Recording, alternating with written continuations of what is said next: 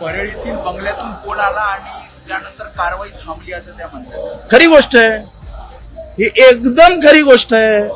महादेव मुंडे आणि वाल्मिक कराड याच्या फॅमिलीचं एका प्लॉटवरनं भांडण झालं होतं. वाल्मिक आपला महादेव मुंडे हा प्लॉटिंग करून विकायचा.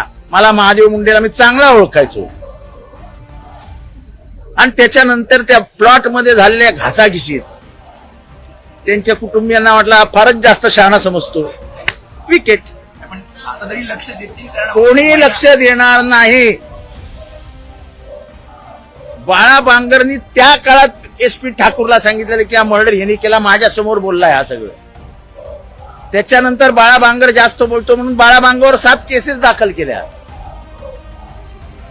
असे तिथे पोलीस प्रशासन, रेव्हेन्यू प्रशासन अस्तित्वातच नव्हतं बीडमध्ये. हम करे सो कायदा ही भूमिका होती. काय करणार? अशा कितीतरी ज्ञानेश्वरी कुंकू पुसलेल्या आजही बीडमध्ये आहेत.